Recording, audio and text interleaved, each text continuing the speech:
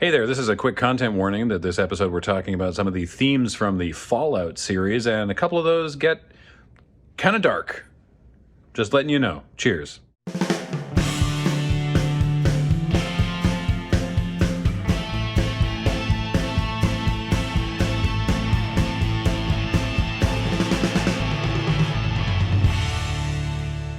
Broadcasting live from Diamond City in the Commonwealth Wasteland, it's Tap Tap Concede!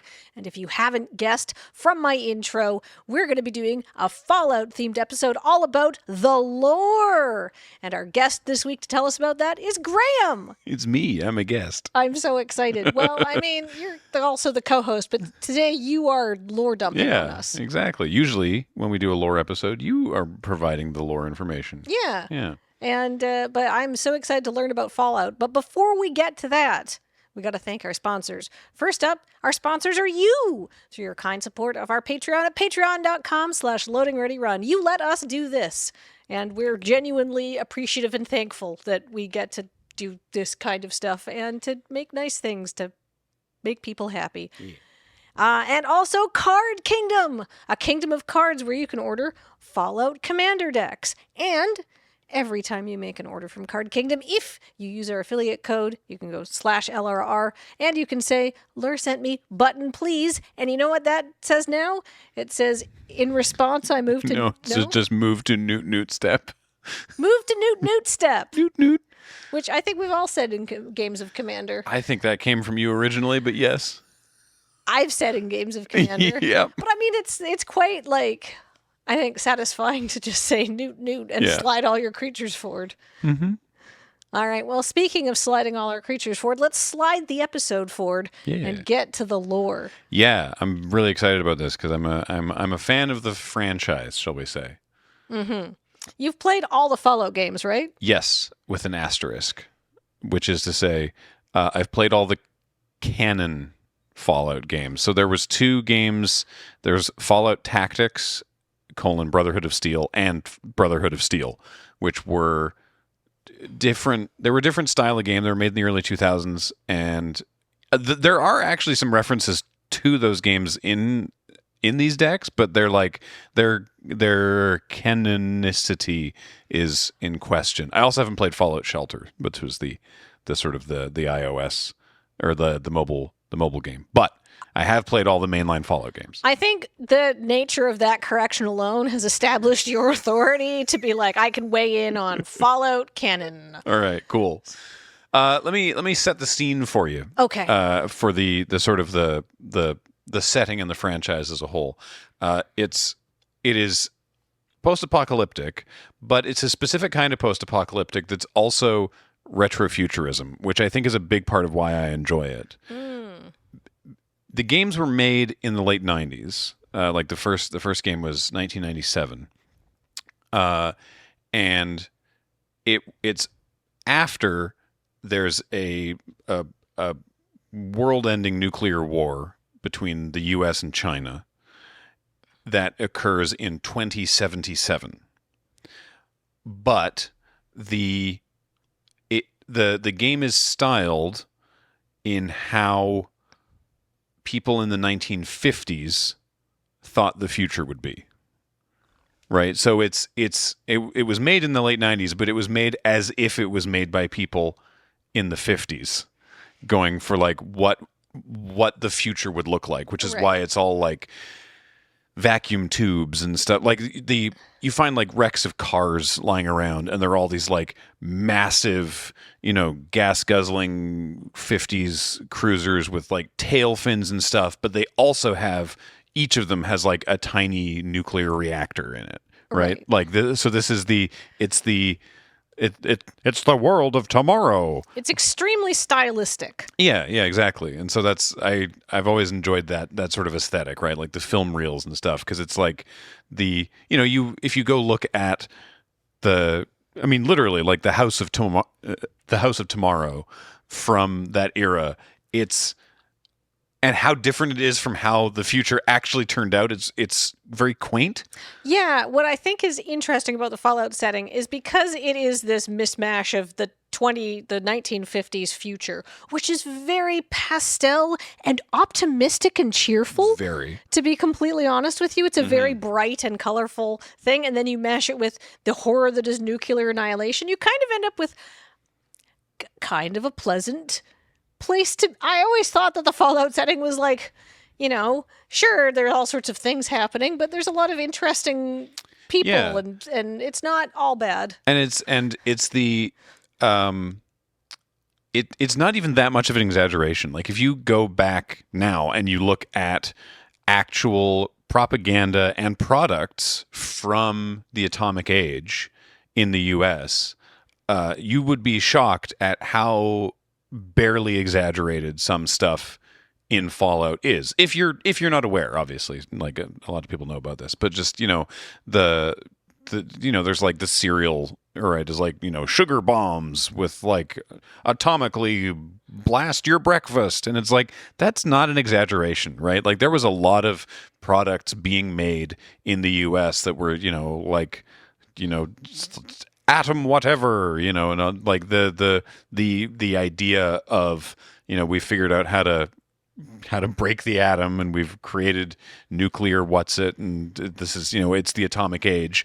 That seeped into culture. That was being used in those days. And so this is like, all right, what if the future that those people predicted was true, and then everything got destroyed? They do say that we don't live in an age of subtlety anymore. But what I'm realizing is that we've never lived in an age of subtlety. We just want to think that previous ones were, because we look back and go, oh, yes, we were so smart. Yeah, no. So in the course of the world that they've created here, a government military contractor by the name of Vault Tech set up a bunch of underground vaults, because some people were pretty sure that this war was coming. Actually, I think there's flavor text on, I think it's Blasphemous Act, the printing in this text, that it's like everybody knew that this was going to happen except the public. Yes, everyone knew the bombs were coming, everyone but the public. And so, there's a lot of, very like jaunty propaganda advertising about like, make sure that you've signed up to be in the vault. And in fact, Fallout 4 starts with a door-to-door salesman coming to your home and being like, do you have a space in the vault? We've just built one up the road. You got to make sure that you get in on it. Right. Now, I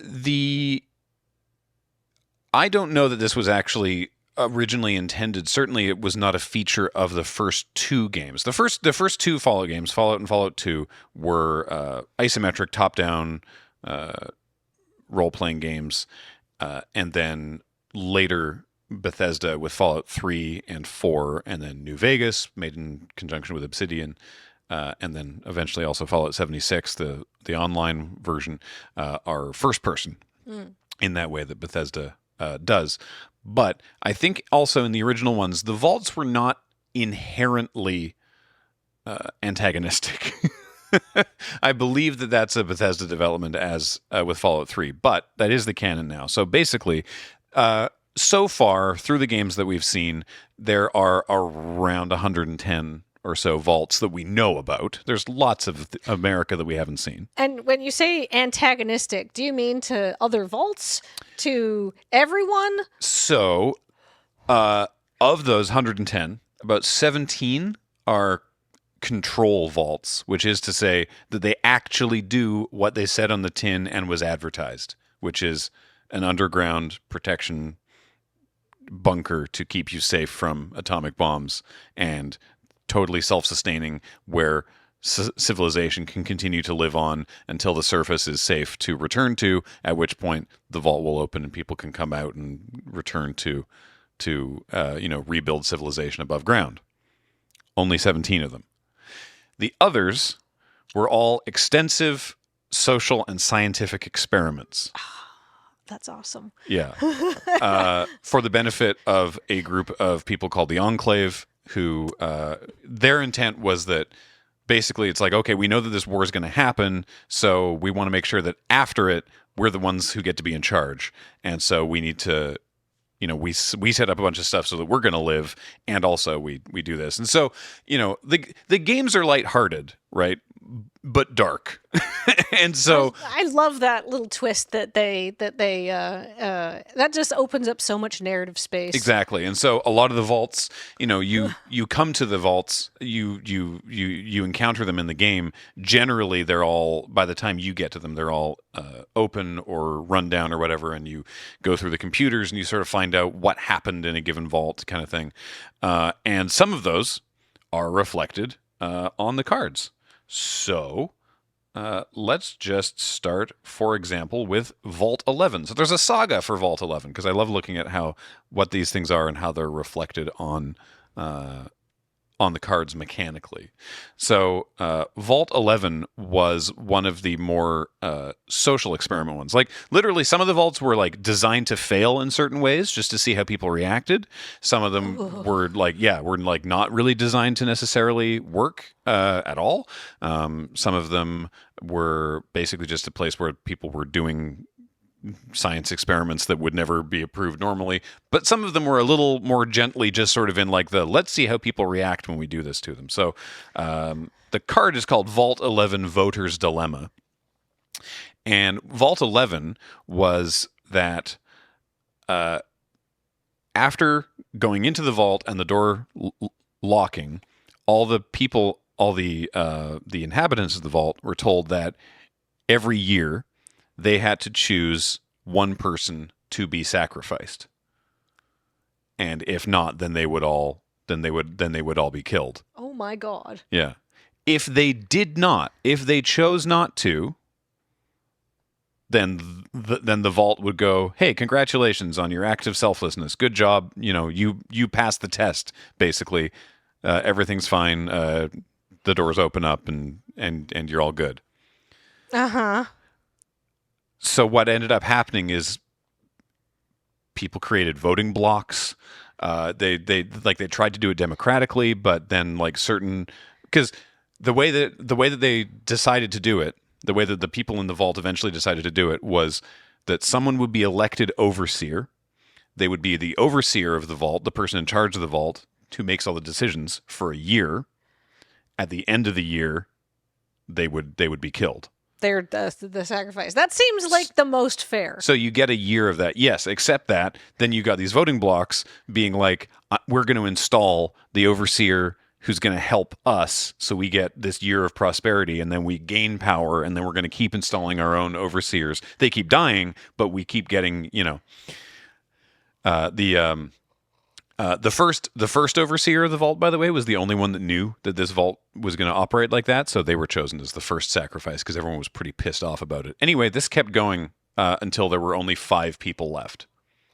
At which point because there was a riot essentially, and then what ended up happening was at the end of it, there were only 5 people left, and they just said, screw it, fine, let them kill us. We're resigned to our death. And then the vault went, ta-da, you did it, good job. Which was not good for them, obviously, mentally, realizing none of this mattered. None of our friends had to die. And you find an audio log with the 4 of them discussing what they're going to do.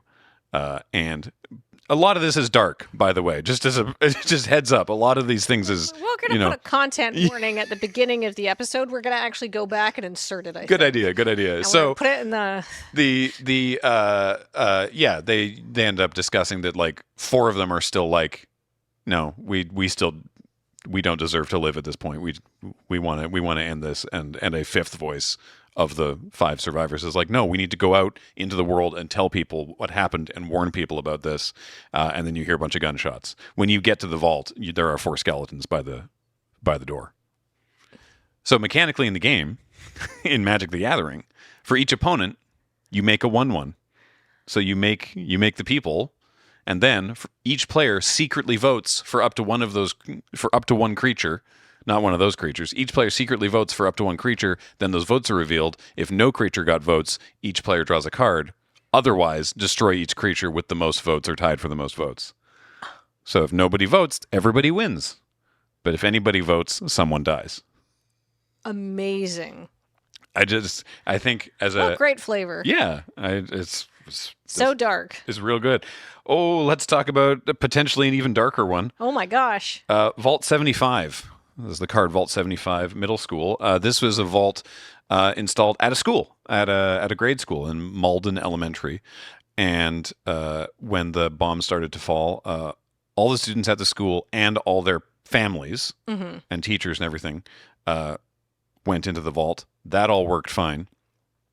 Then they were all separated for orientation. All the children and adults were separated, quote, for orientation. You may be able to infer from the first chapter of this saga being exile all creatures with power 4 or greater. Vault security killed all the adults. Wow. And then the idea was to then raise the children, was to indoctrinate the children, basically.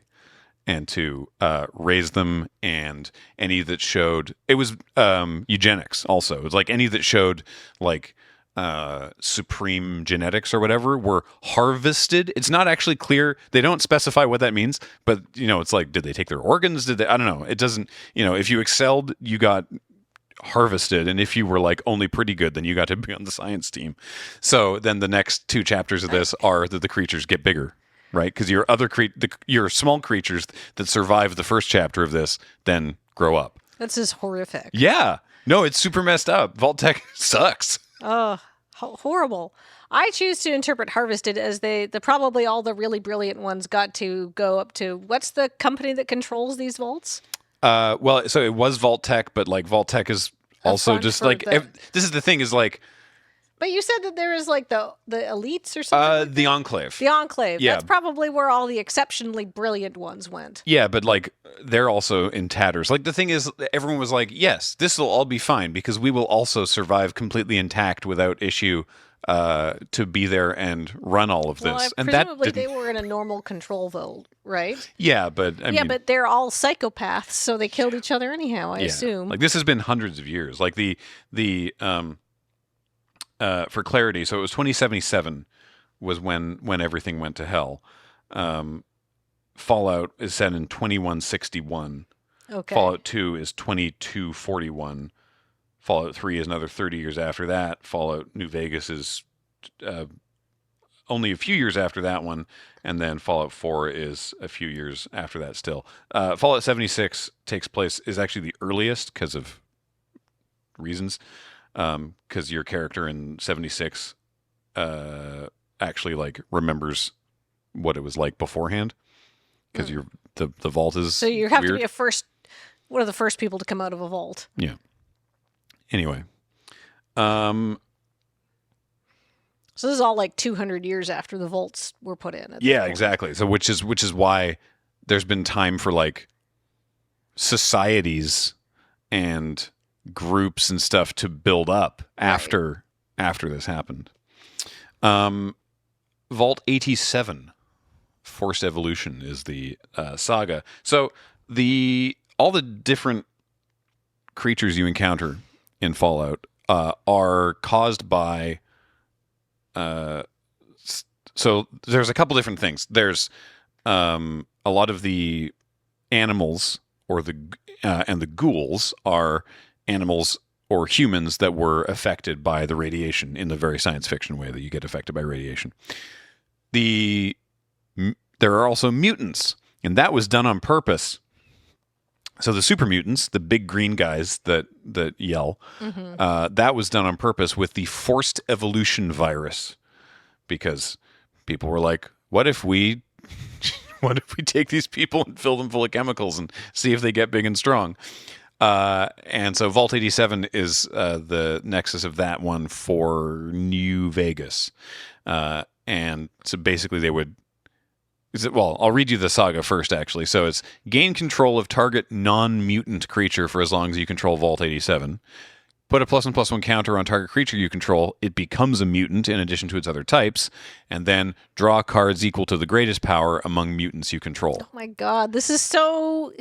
If you understand what's going on, this is incredible. So yeah, what I love is because in Vault 87 they would kidnap people, right? So this is you are kidnapping a creature, taking it to Vault 87. You're making it a mutant. You're making it bigger. You are learning from it, and then it's being released back into the wild. Incroyable! What incredible flavor! Yeah, I'm overall I'm super impressed with all of the. The real Stuff in charm this of game. any Universes Beyond product is how many shits are given about it, I feel. And what really, to be kind of glib, but these clearly come from a place of love. Oh, yeah. And I think that coming from a clear place of love and appreciation really does a lot of the heavy lifting on making these charming and fun and enjoyable, rather than just a crass example of capitalism as they could be. And what I like also in this one specifically, because when we had Doctor Who, obviously those decks are that's all like lore from the show, right? That's all just things. It's a TV show. Those are things that happened. 40K, the 40K ones have so much lore and story and everything that those were all from the lore.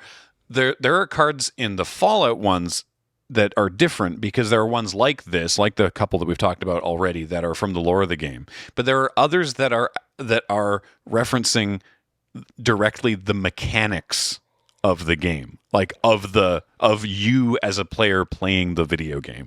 For example, Ooh, good. there is an Great instant. segue. Thank you. There's an instant called inventory management, which is it's red white. It has split second because you can pause the game at any time.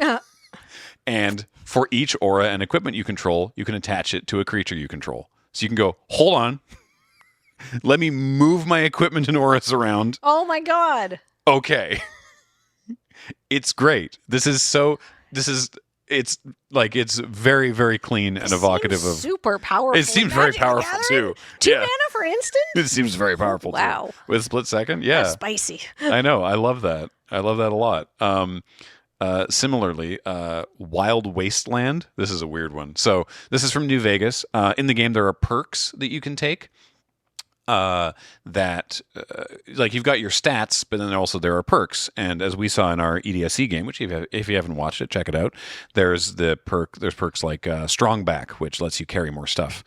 Wild Wasteland is some of the perks are just kind of funny. Right, like since I think Fallout 2. I don't know if I can't remember. It's been a while since I can't remember if it was in Fallout 1. But there's a perk called Bloody Mess that just makes it gorier when you kill people. That's it. In the Bethesda ones, they also had it do like a functional thing where I think it added some additional crit damage. But in the originals, it was just you could just take Bloody Mess, and it means that if you get a critical hit on someone, they might just explode. There's some very silly stuff. In New Vegas, there's a perk called Wild Wasteland that just it's basically a toggle for do we make the weird stuff happen, right? There's a bunch of encounters in the game that only show up if you take the Wild Wasteland perk. It just makes things weird. Oh, what a great perk. Yeah. And so among those things are, and you can see them on this card, there's a UFO that shows up. Because again, this is like 1950s idea of science fiction. So obviously there's little gray space green aliens. Yeah. Right? So you find crashed alien ships and stuff like that. Rare. There was one in Fallout 2, and I think generally there's one crashed alien spacecraft per Fallout game, and maybe you get a cool laser gun from it. It's not a big deal, but anyway. Also visible here are the three. I've got to remind myself what they're called. Actually, James, could you just? We'll come back to Wild Wasteland in a sec. Could you just pull up the Fallout version of Rancor? Because it's the three scary old ladies. Rancorous Ruth, Malefic Maud, and Irate Ida form the core of Maud's Muggers, Freeside's most terrifying villains. Yeah, they're three angry grannies. Hell yeah. That beat you up.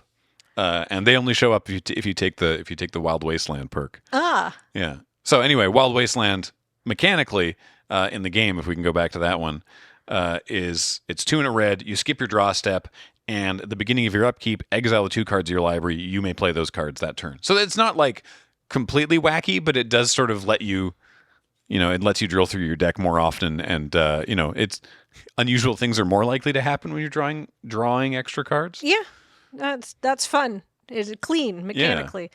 God, hats off to obviously all of the mechanics are a really lovely translation. Like I said, loving translation of the things that happens in the game. But also props to the art directors for being like, okay, you need to have these 3 old ladies on there because this is why, and you need to have UFOs and they need to look like, and like giving the artists all those references.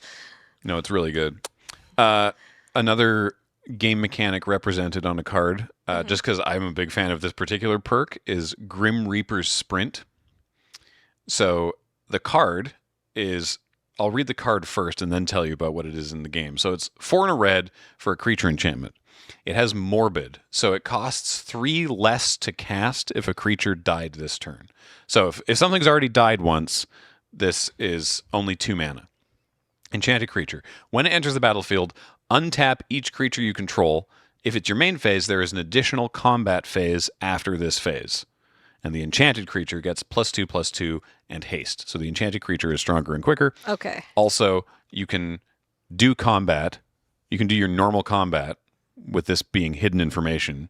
And depending on how combat shakes out, then you can play this potentially cheaper if something died, and then have a surprise second combat step. That's also quite spicy. It's very good. So in the game, Grim Reaper Sprint is a perk that mechanically you operate on action points. Again, the Fallout 1 and 2 were much more turn-based-y. They weren't really turn-based, but it was all action point related, and you would take your action points and end your turn, and then the giant rad ant would come towards you and do its things. And certain things would take more action points than other things, so you had to sort of balance how you were going to use your action points on a given turn. Sounds exciting. The Bethesda games can be just real-time shootings, but they created the VATS system, the action times. I can't remember exactly what there's a card for it. I can't remember exactly what the thing is, but the Vault-Tec assisted targeting system. That's it. And so this is a thing where you can freeze the game and then decide where you can target different parts of the body, which is a thing from the early Fallout games. Oh, so you don't have to have hand-eye coordination. Yeah, exactly. Yeah, I love using VATS, and it'll give you different. I mean, this is literally an illustration of game. The thing is, so it's an illustration of the game, but in the game, it's using your Pip-Boy to in the game, your character is also seeing these percentages, right? Is sort of how it's meant to be working. By the way, VATS is a instant speed spell with split second, again, because you can just pause the game and you choose any number of target creatures with equal toughness and destroy the chosen creatures, which is pretty cool. Grim Reaper Sprint, the perk is if you kill an enemy, then you get your AP refilled. Oh, that's a good perk. Yeah, so you can stack up a bunch of attacks on someone, kill them, and then you get all your AP back, and then you can target someone else.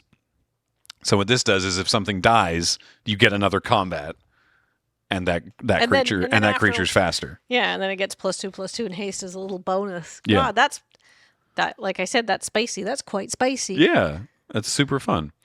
What were some other ones I wanted to talk about? Oh yeah, let's talk about the Gary clones. So we talked about the different vaults. I need to find out exactly what vault this is. This one was from Fallout 3.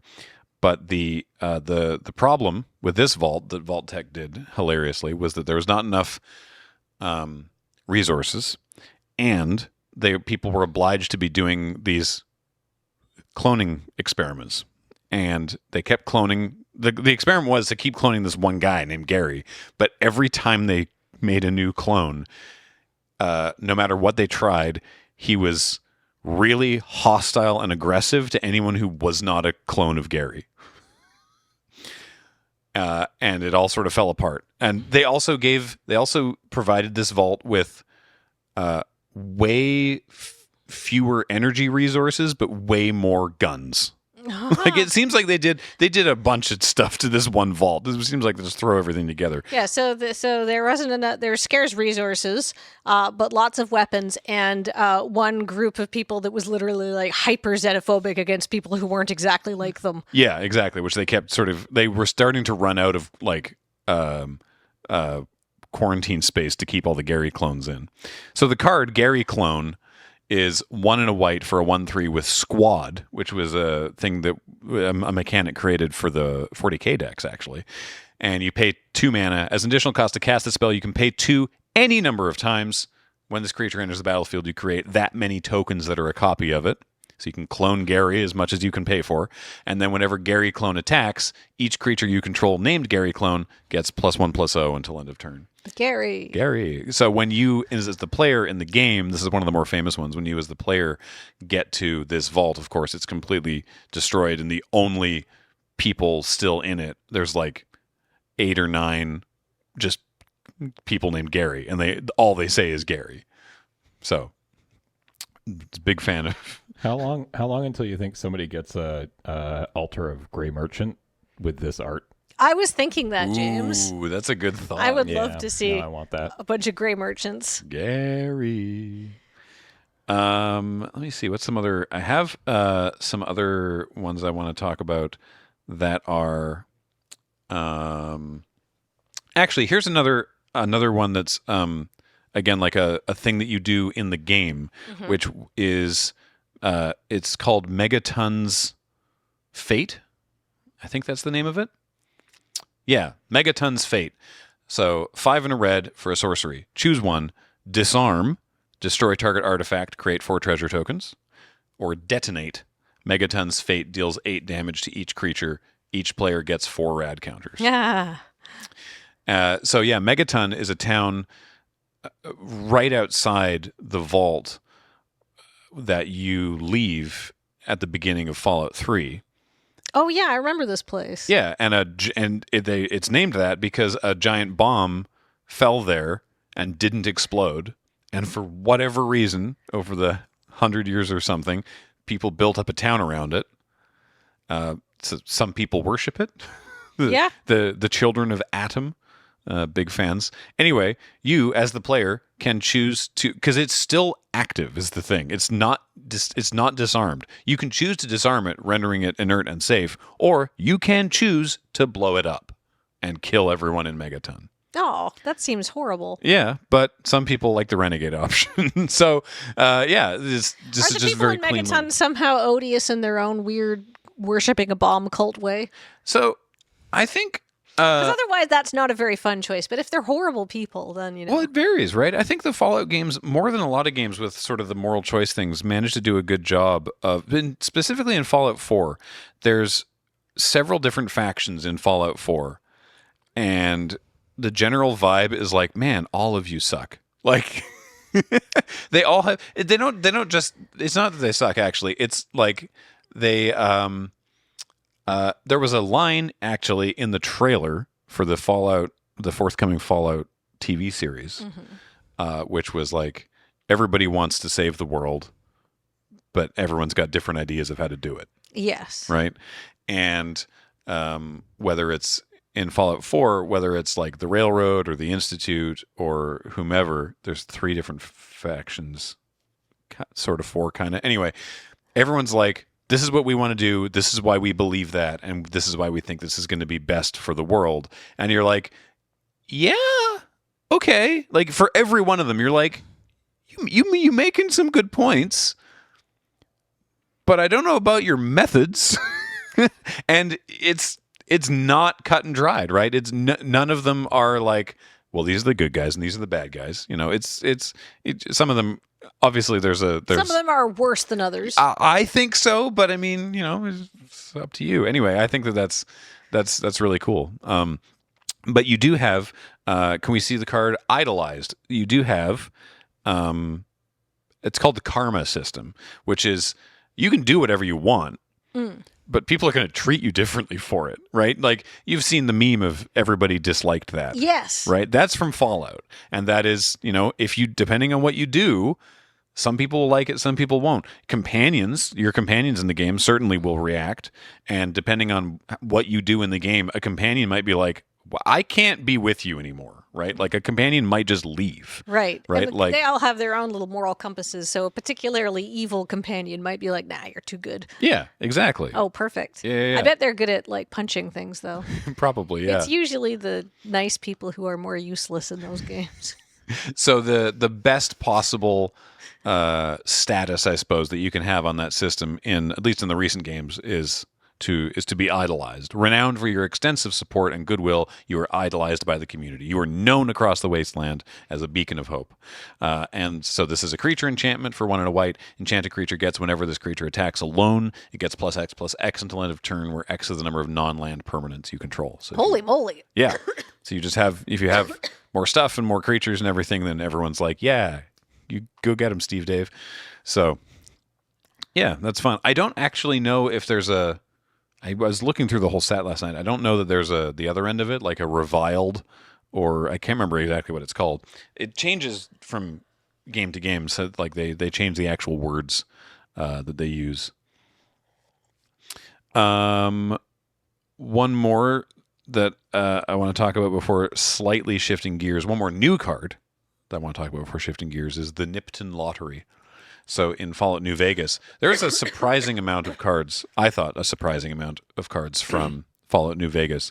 It is generally considered one of the best of the series because it used all of the tech and the setting and all of that fine work that Bethesda did with writing and direction from the team at Obsidian.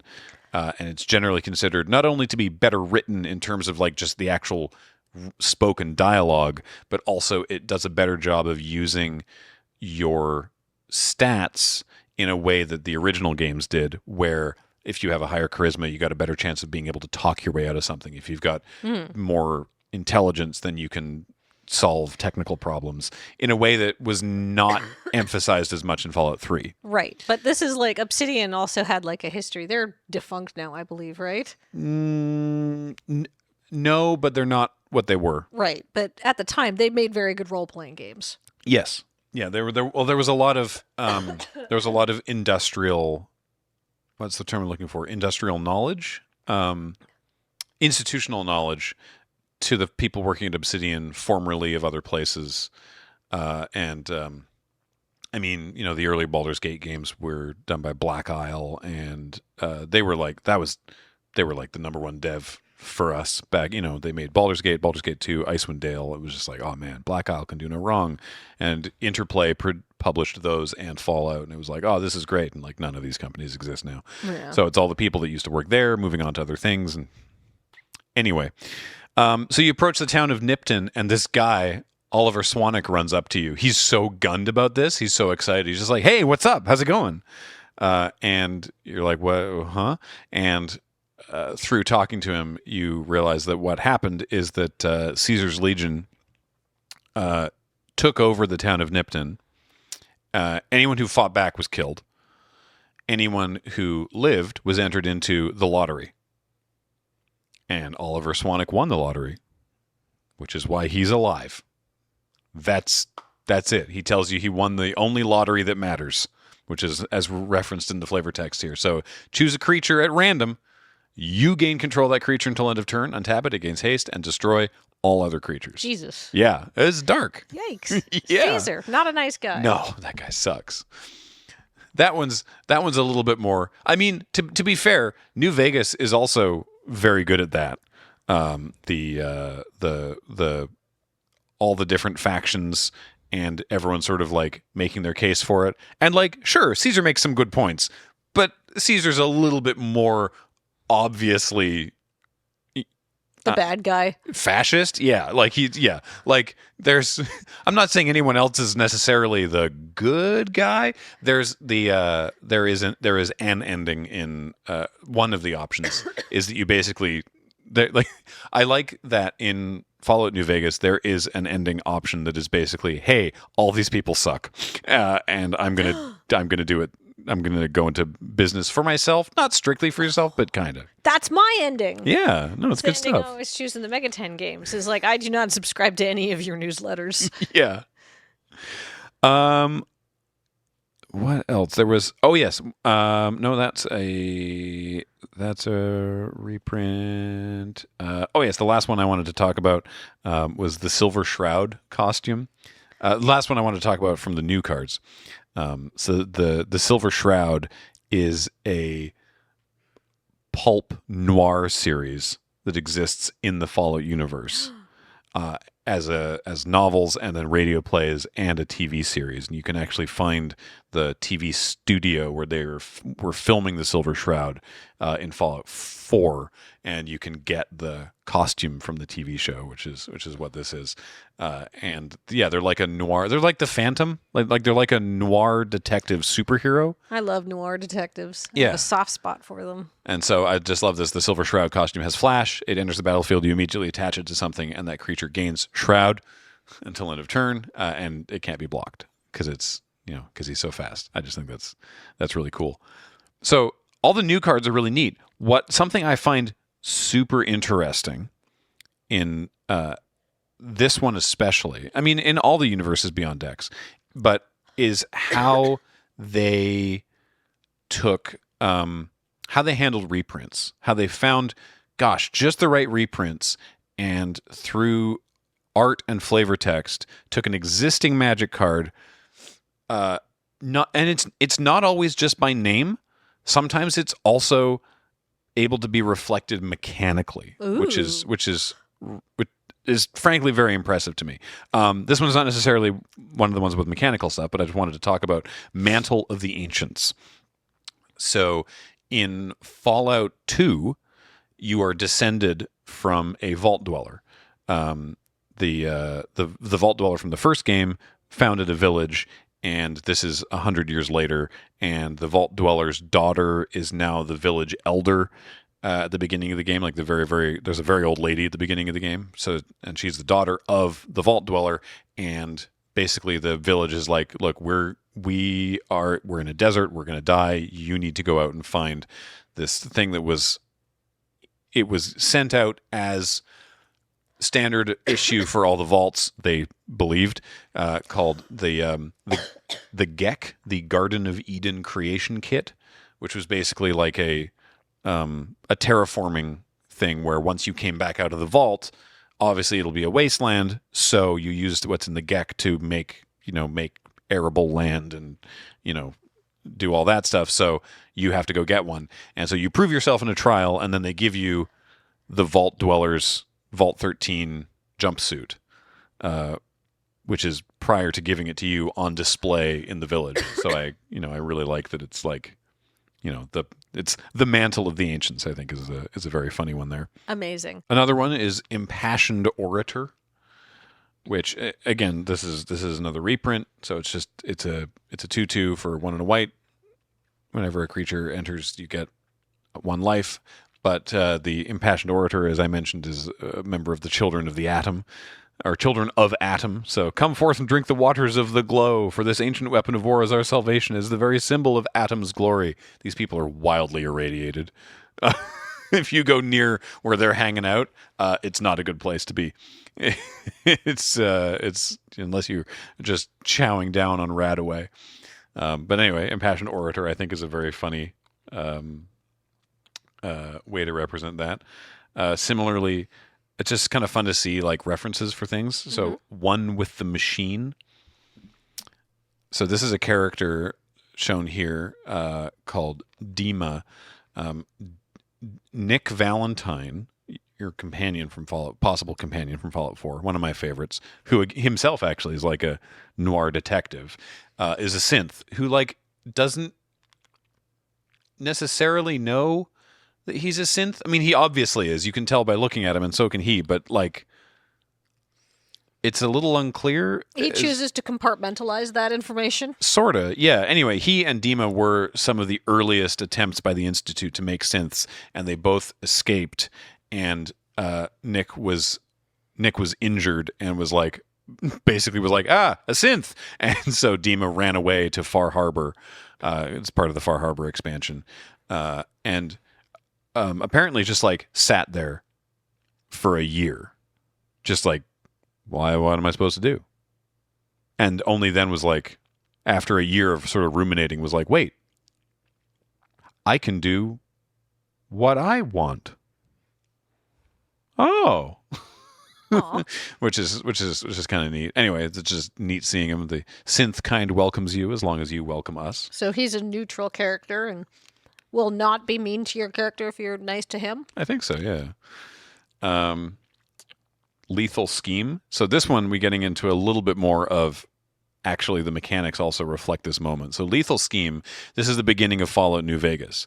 In each of these games, you play a character of your choosing because you get to create your own character, but they always have so they don't have a name. I mean, maybe in Fallout 4, I guess there's some canon names, but they are, the Vault Dweller or the Wanderer. In the case of New Vegas, you are the Courier. And at the beginning of the game, you get shot in the head and left in the desert. And so rude. Yeah, so Lethal Scheme here, 2 black. It's an instant with Convoke. Mm-hmm. So because there's several creatures working towards doing this, you destroy the creature, and then each creature that convoked Lethal Scheme connives. Damn. Which is so good. The character standing in the middle there is Benny, voiced by Matthew Perry. And then later, in the game, you get to kill him because he sucks. It's great. The character's great. Matthew Perry did a great job on the voice. Hate Benny. He starts the game by shooting you in the head. What are you supposed to do? You can not do it. He can make a plea to maybe not die. But, I'm sure you made a plea the first time too. Yeah, exactly. I don't know. I appreciate that sometimes you can just have characters that are bad. Yeah. Yeah, no, I like that one too. And the one that I think is just it's just amazing. I think that this card as a reprint knocks it out of the park is Path to Exile. So it's it's Path to Exile. You know what that one does. The art is it's the key art basically of the Vault Dweller walking away into the desert, reflected in the eye piece of power armor. And it says, in the end, he marched into the desert sands, leaving the vault behind him. So the first game in Fallout, your character is from a vault, and the vault's water chip breaks, which is how the vault's computers purify water. And so you get sent out to find a water chip. And there's a couple different ways that you can sort of do that. It's the main kind of crux of the game is to find a water chip, bring it back to your vault, and save the vault. And you succeed in doing that, and at the end of the game, you come back, and the Vault Overseer is like, "This is great, awesome, thank you." You can't come back. You've seen too much. It's not even like you've seen too much. It's like you have so fundamentally changed, and been changed by what's out there, and that you are now a threat to our society. Like you are a threat to the Vault, and I cannot let you back in. And he banishes you. And so the Vault Dweller wanders off. It starts a village. And founds a village. And so it's not just that the creature gets exiled, you also find the land.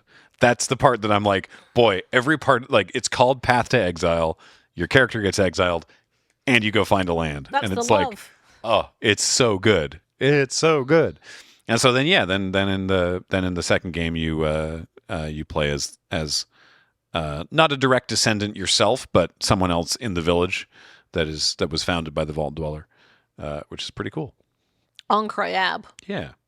Yeah, I think that there's I mean, I really had to like trim down what I wanted to talk about because I was like, we've only got the one time here, but I mean these were the ones that I felt were like were like real sort of standouts. Obviously, we saw Open the Vaults in your deck in the Commander game, and the fact that was good. The fact that they already had a card called Open the Vaults and that it worked honestly very well for a deck that they were doing is real cool. Yeah, and I have to say, I did use the over encumbered enchantment. That one's got to be one of the funniest ones, I think, in terms of reflecting like meta level Fallout gameplay. Like inventory management is also very strong, but over encumbered is one of the best.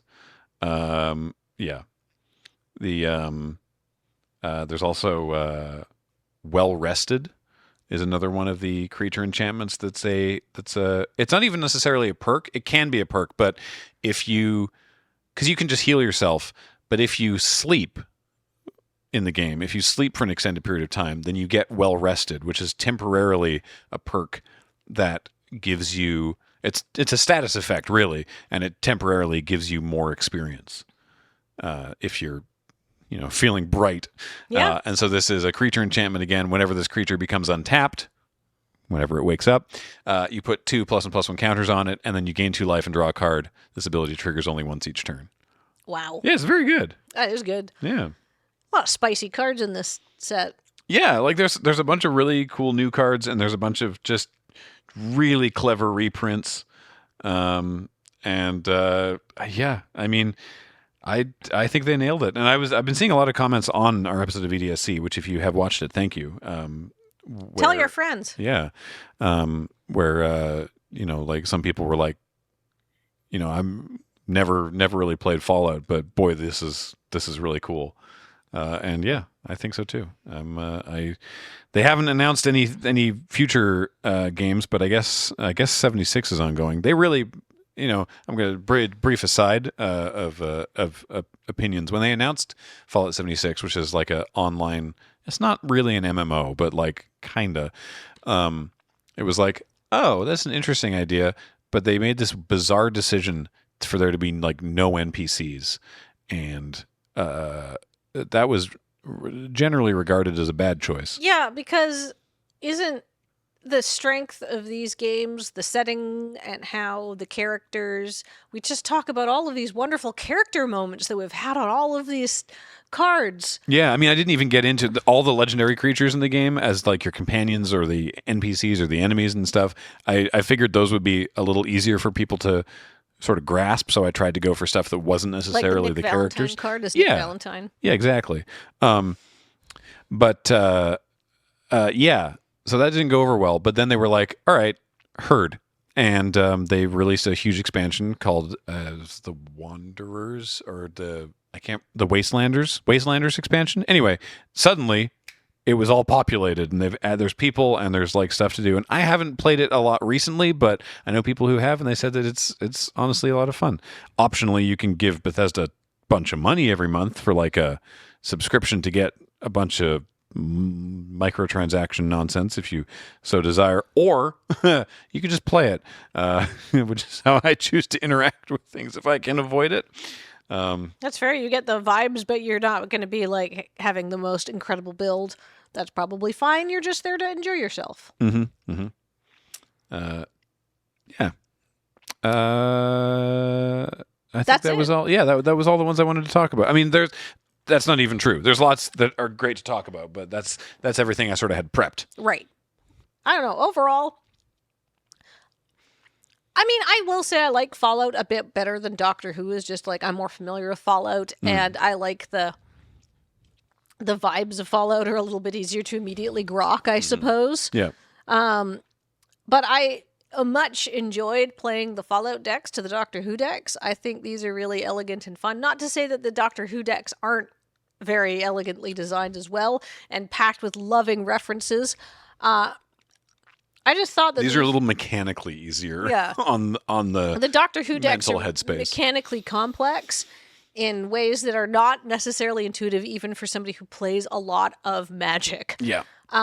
These are more like, okay, I see what the strategy is. Like, my strategy was very straightforward. Ben's strategy was very straightforward.